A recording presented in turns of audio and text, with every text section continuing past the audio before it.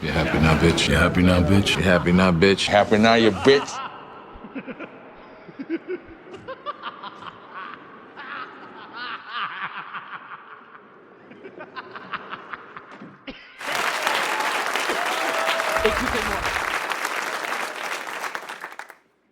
Bonjour et bienvenue pour cette nouvelle analyse.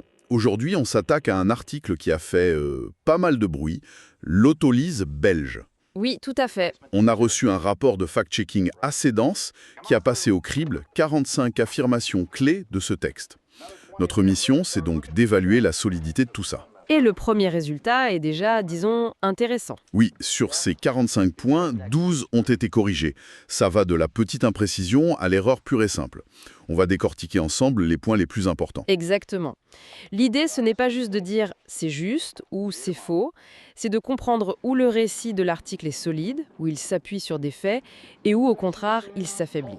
Et il faut le dire, il commence par son chapitre le plus solide, la santé mentale en Belgique. Ah oui, et là-dessus, il y va fort.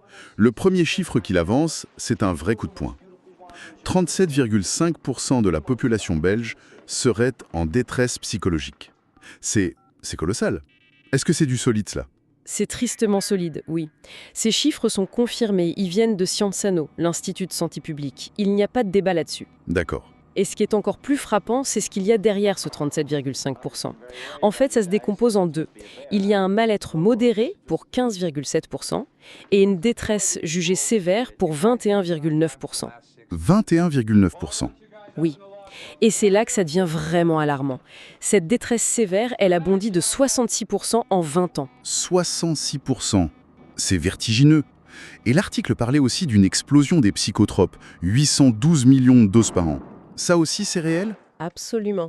Pour que ça parle plus, ça veut dire qu'un Belge sur 4 a consommé au moins un psychotrope en 2022. 1 sur 4. Oui. Et les diagnostics autodéclarés de dépression ou d'anxiété sont validés aussi, autour de 13% pour chacun. Et il y a un autre chiffre, validé lui aussi, qui fait froid dans le dos. Les tentatives de suicide auraient triplé depuis 2018, passant de 2 à 6 pour 1000 habitants. Un Belge sur 4 qui a pris un psychotrope. Quand on entend ça, on réalise que ce n'est plus une statistique abstraite. Ça touche potentiellement nos voisins, nos collègues, nos familles. Ça rend la chose très concrète. Et très lourde. Et pour les jeunes, l'article zoome sur eux, j'imagine. Il avance une hausse de 60% des antidépresseurs chez les ados. Oui, et il a raison de le faire. Le chiffre de plus 60% est correct, mais l'analyse factuelle y apporte une petite nuance, juste sur la période. Ah. Plutôt de 2018-2022, voire 2013-2022. C'est un détail, la tendance de fond est bien réelle. C'est une imprécision mineure sur un fait qui, lui, est avéré. D'accord. Et tout ça a un coût, pas seulement humain, mais économique.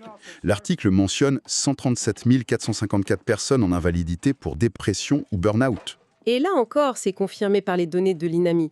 Le chiffre est exact et il s'inscrit dans une hausse de 44% en 5 ans. Le plus inquiétant, c'est chez les moins de 30 ans, plus 21,6% sur la même période. C'est une explosion. C'est ça. Donc pour conclure sur cette première partie, le constat est sans appel. Le volet santé mentale de l'article s'appuie sur une base de données quasi irréprochable. C'est son socle de crédibilité. D'accord. Un tableau très sombre mais très bien documenté. Ça a forcément des conséquences sociales. Justement, l'article enchaîne sur la réforme du chômage, la fameuse réforme Arizona.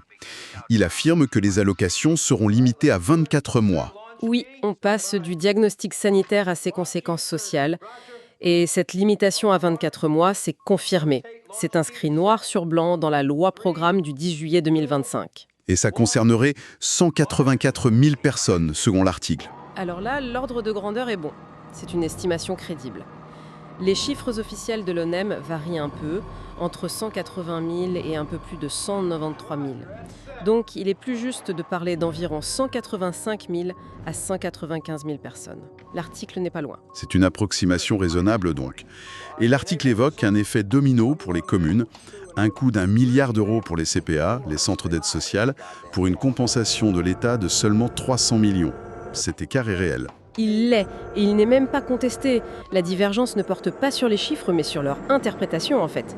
Le gouvernement a basé son calcul sur une estimation. Un tiers des exclus se tournerait vers les CPA. Et les CPA, eux? Eux, avec leur expérience de terrain, ils tablent plutôt sur 60 à 70%. Donc l'écart de 700 millions, il vient de là. C'est une divergence d'analyse. Par contre, c'est dans cette section qu'on trouve une première vraie erreur factuelle. Ah, voilà. Laquelle? L'article mentionne 27 187 emplois détruits à cause des faillites en 2024. Le chiffre officiel du SPF Économie, c'est 29 245. Ah oui, là on n'est plus dans la petite approximation. Il y a plus de 2000 emplois d'écart. Exactement. C'est la première fissure un peu sérieuse dans l'argumentaire chiffré. Intéressant. On a donc une base très solide sur la santé mentale, des ordres de grandeur corrects sur le social, et maintenant une première erreur claire. Est-ce que ça continue quand on aborde les finances de l'État? L'article brosse un portrait très noir. Dette à 112% du PIB, déficit de 4,5%. Sur ces grands indicateurs, oui, il n'y a pas de débat. Les chiffres sont confirmés par la Commission européenne, le Bureau du plan, et l'article a raison de dire que le déficit est structurel. Mais là où il commet une erreur significative, c'est sur la perspective historique. Il affirme que la Belgique a connu 25 ans d'excédent primaire par le passé. Et ce n'est pas le cas? Non! Et la différence est de taille. La période d'excédent primaire, cet effort budgétaire, a duré environ 15 ans, de 1993 à 2007, pas 25. 10 ans de moins, quand même.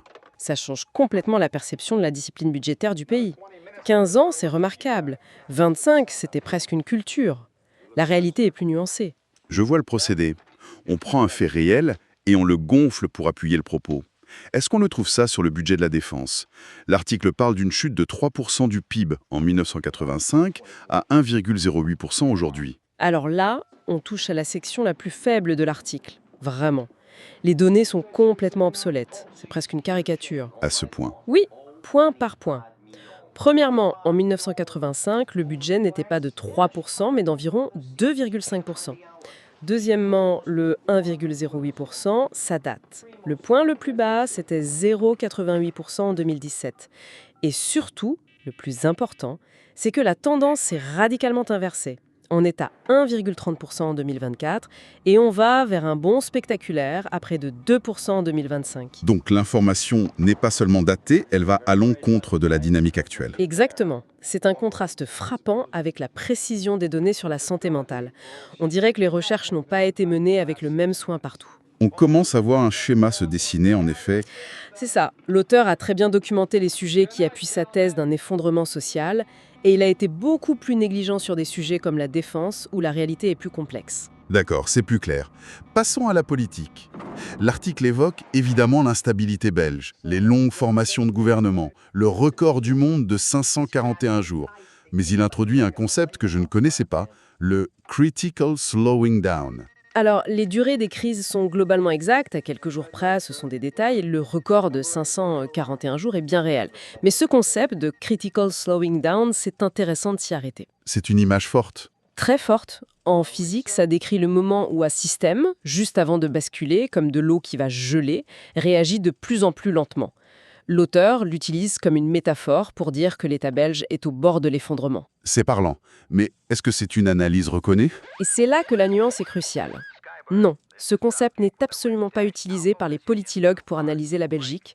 C'est une contribution originale de l'auteur, une métaphore, brillante peut-être, mais ce n'est pas un fait scientifique établi. C'est important de faire la distinction. Très clair, c'est une illustration créative, pas un outil d'analyse. Parlons des mobilisations sociales de 2025. L'article frappe fort, 88 jours de grève et 140 000 manifestants régulièrement. Et là, on touche au vrai problème de l'article. Ces deux affirmations s'effondrent à la vérification. Ah. Le chiffre de 88 jours de grève, il est tout simplement introuvable, non sourcé. Nulle part, c'est une donnée fantôme. Attendez, introuvable. Ce n'est pas juste une imprécision, c'est... Une invention. On est au-delà de l'approximation, en effet. Et pour le second chiffre, c'est plus subtil mais tout aussi trompeur. Les 140 000 manifestants, ça correspond à un pic atteint une seule fois le 14 octobre 2025. Et c'est le chiffre des syndicats. Donc en ajoutant régulièrement, il transforme un événement exceptionnel en une tendance générale. C'est une manipulation d'informations, oui. D'accord. On termine avec les données électorales. L'article prétend que la somme des voix du PS et du PTB dépasserait 49% en Wallonie. Alors ça, c'est qualifié de factuellement faux par le rapport. Et Et c'est le cas. Aux élections de 2024, la somme des deux partis, c'est entre 33% et 35%. On est très très loin des 49%. À des années-lumière, oui. C'est sans doute l'une des erreurs les plus dommageables de l'article, car elle dépend d'une réalité politique qui n'existe tout simplement pas. Et en Flandre, où il dit que la NVA et le Vlaams-Bélan dépassent les 50%. Là, c'est plus complexe. Et ça montre l'importance du détail. Si on compte les voix, c'est faux. Ils font 47,5%. Mais si on compte les sièges au Parlement flamand, c'est vrai, ils ont 50,8%. La précision est essentielle. Essentiel. L'article, lui, ne fait pas cette distinction. Alors, après ce tour d'horizon, on a un portrait assez contrasté. D'un côté, une base factuelle très solide, quasi parfaite, sur des sujets graves. De l'autre, des approximations, des exagérations et même des erreurs manifestes. Que doit-on en retenir au final ? Ce qui est fascinant, c'est la stratégie de l'auteur, consciente ou non. L'article construit son argumentation sur un socle de faits irréprochables et très anxiogènes. La santé mentale, le chômage. Ce socle nous met en confiance. Il rend le diagnostic crédible. Et une fois cette crédibilité établie, Il peut nous faire accepter des affirmations bien plus fragiles, voire fausses, sur la politique ou les grèves. L'analyse factuelle ne détruit pas le diagnostic d'un pays en difficulté, mais elle en affine considérablement les contours et elle révèle la mécanique du récit. ce qui nous amène à la pensée finale. Cette analyse montre bien comment un récit peut être construit. La vraie leçon, ce n'est peut-être pas seulement de vérifier les faits un par un, mais de repérer comment un fait solide, indiscutable, peut servir de cheval de Troie à une idée beaucoup plus discutable. Exactement. Et ça soulève une question pour tout le monde. Quand un article mélange des vérités fortes qui nous touchent et des approximations ou des mensonges, que reste-t-il ? Est-ce que la force des premières excuse la faiblesse des secondes ? Ou est-ce que les mensonges discréditent tout, même les vérités ? C'est une réflexion à garder en tête pour la prochaine lecture.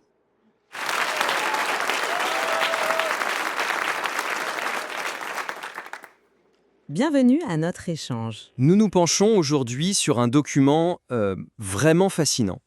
Le rapport de vérification factuelle d'un article qui a fait couler beaucoup d'encre. Un article qui décrit la Belgique comme un pays en pleine autolyse, en décomposition systémique. Oui, c'est un exercice de fact-checking très approfondi qui, d'un côté, confirme une série de données extrêmement préoccupantes, mais de l'autre, il corrige aussi des erreurs factuelles, des exagérations parfois assez grossières.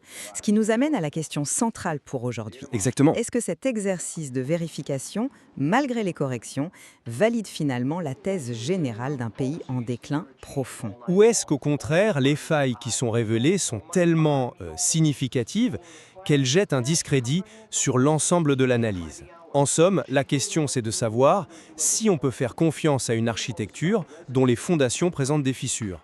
Pour ma part, je pense que l'essentiel de la démonstration tient la route. Les erreurs, bien qu'elles soient réelles, sont à la marge. Le cœur du réacteur, si vous voulez, les données les plus massives, elles, sont validées et elles dressent un tableau qui reste, quoi qu'on en dise, très sombre. Et je défendrai le point de vue inverse. Je pense que ces erreurs ne sont justement pas des détails. Elles révèlent un biais, une volonté de forcer le trait qui, à mon sens, affaiblit considérablement la crédibilité de tout le propos. Alors, si vous le voulez bien, prenons les points les plus solides, ceux qui sont confirmés noir sur blanc par le rapport. Le premier, et c'est peut-être le plus alarmant, ça concerne la santé mentale. Là, ce n'est pas une impression, ce sont des chiffres bruts de Ciensano, notre institut de santé publique. On parle de 37,5% de la population, plus d'un Belge sur 3, en état de détresse psychologique. Et ce n'est pas tout. La détresse qualifiée de sévère a bondi de 66% en 20 ans. Pour que ce soit concret, le rapport confirme la consommation de 812 millions de doses de psychotropes par an. C'est un chiffre colossal. Ce n'est pas une erreur d'arrondi, c'est un fait social majeur qui valide à lui seul l'idée d'une crise profonde. Personne ne conteste la gravité de ces chiffres, bien sûr. Mais un article, ce n'est pas une simple compilation de statistiques. C'est une mise en récit, une argumentation. Et c'est là que le bas blesse. Vous parlez de faits massifs, mais quand une analyse qui se veut aussi définitive repose sur des approximations, comment peut-on lui faire confiance ? Prenez l'erreur la plus flagrante, celle qui concerne le politique. L'article affirme que le PS et le PTB, donc le Parti socialiste et le Parti du travail, dépasseraient ensemble 49% des voix en Wallonie. Le rapport de vérification est formel. C'est faux. Leur score combiné réel est d'environ 35%. Ce qui reste un score très élevé pour deux partis de gauche. Mais bien sûr, mais passer de 35% à 49%, ce n'est pas un ajustement, c'est un changement de paradigme. 35%, c'est un pôle de gauche puissant, d'accord ? 49%, c'est une quasi-majorité qui changerait complètement l'analyse politique, qui validerait cette idée d'une bascule radicale. L'erreur n'est pas neutre, vous comprenez ? Elle sert une narration, celle de l'effondrement. Comment considérer ça comme un simple détail ? Je vois où vous voulez en venir, mais je voudrais juste ajouter 2 autres piliers factuels qui, eux, ne sont pas contestés. Le social d'abord, la réforme du chômage et la limitation des allocations dans le temps. Le rapport valide les données de l'ONEM, l'Office de l'emploi. 194 000 personnes sont bien concernées. Et l'impact, il est déjà visible. 122 000 exclusions sur les premiers mois de cette année 2026. Conséquences directes, les CPA, les centres publics d'action sociale, anticipent un coût d'1 milliard d'euros. C'est une précarisation massive d'une partie de la population, validée par les chiffres. Et enfin l'économie. Une dette publique qui fonce vers 112% du PIB en 2027 et un déficit qui nous place sous procédure européenne. Santé, sociale, économie, ces 3 crises sont factuellement avérées. L'erreur sur un score électoral, aussi regrettable soit-elle, ne change rien à ce diagnostic de fond. Vous mettez en avant les piliers qui tiennent. Et vous avez raison. Mais pour moi, une analyse aussi radicale, je le répète, doit être impeccable. Or, les erreurs s'accumulent. Le chiffre de 2787 emplois détruits à cause des faillites. Le rapport de vérification dit quoi ? Qu'il est tout simplement Introuvable dans les sources officielles. C'est un chiffre fantôme. Et le plus ironique, c'est que le chiffre réel du SPF Économie est encore pire, 29 245. Alors, qu'est-ce que ça nous dit ? Au mieux, c'est de la négligence. Au pire, c'est qu'on préfère un chiffre maison à un chiffre officiel pour une raison qui nous échappe. Et ce n'est pas fini, hein. On nous parle de 88 jours de grève, un chiffre qui n'est pas sourcé. On nous parle de 25 ans d'excédent primaire budgétaire alors que la période n'a duré que 15 ans. Ce ne sont pas des scories, ça. C'est une tendance. Une tendance à l'exagération, à l'approximation, qui jette un doute sur l'honnêteté intellectuelle de la démarche. Je comprends votre argument sur la rigueur, mais il ne faut pas que l'arbre cache la forêt. D'ailleurs, la conclusion du rapport de vérification que nous discutons est très nuancée. Je la cite. « L'architecture argumentative résiste largement. » C'est le rapport lui-même qui le dit. Les faits que j'ai cités sur la santé, le chômage, la dette, sont tellement écrasants qu'ils forment le cœur de l'analyse. Une erreur sur un score électoral, une imprécision sur le nombre d'emplois perdus. Est-ce que ça change la tendance de fond à la fragmentation politique, confirmée par les 239 jours qu'il a fallu pour former le dernier gouvernement? Est-ce que ça change le sentiment d'instabilité? Je ne crois pas. Le diagnostic global reste, à mon sens, intact. Je ne suis pas convaincu par ce raisonnement qui consiste à dire « la conclusion est juste, même si une partie des prémices est fausse ». L'erreur sur les scores électoraux, ce n'est pas un détail.